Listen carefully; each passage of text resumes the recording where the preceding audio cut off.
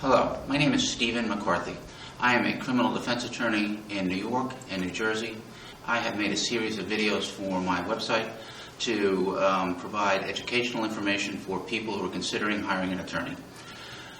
Drunk driving cases are criminal cases in New York and in New Jersey.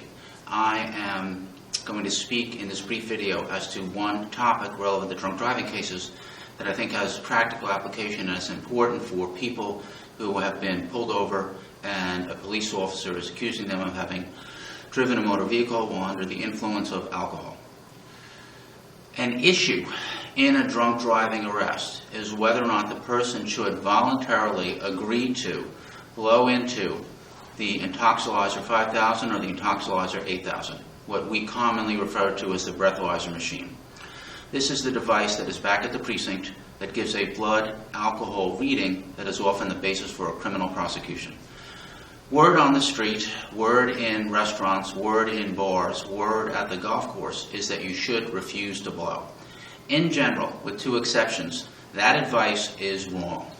As a practical matter, if you are stopped and accused of drunk driving, and this is a first arrest, in that situation, you should blow into the Intoxilizer 5000 or the Intoxilizer 8000 back at the precinct. You should blow into the breathalyzer.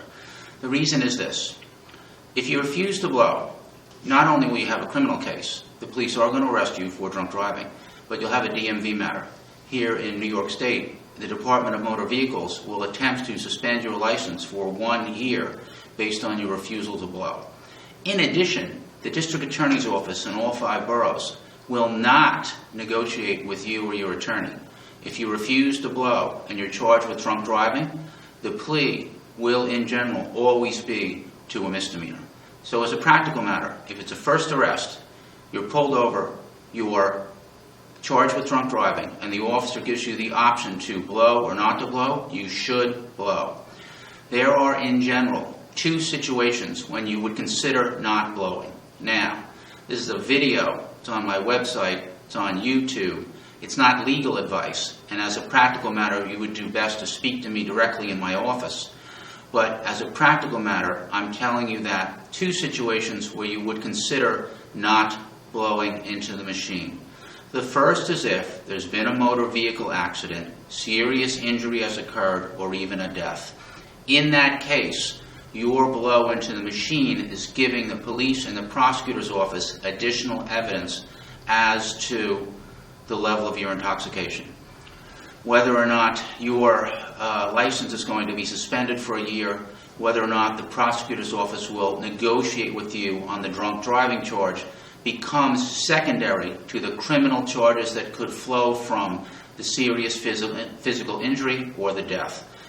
Serious accident, somebody badly hurt, do not blow. Finally, the other situation you would consider not blowing is if it's a second or a third arrest, you've previously pled guilty to a misdemeanor drunk driving conviction, or you previously had a felony drunk driving conviction. In those situations, you're again looking at extraordinarily serious consequences. By blowing, you're giving the prosecutor's office additional information relevant to your intoxication. They're not going to negotiate with you anyway, and as a practical matter, the consequences of this second or third arrest are much more severe than the consequences DMV could impose. That is not legal advice.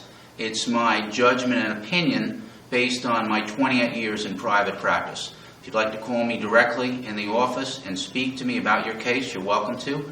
My office number is 212-925-5901. The website is sgmccarthy.com, and my cell phone, because these events often occur at night or on the weekend, is 917-270-0236. Thank you.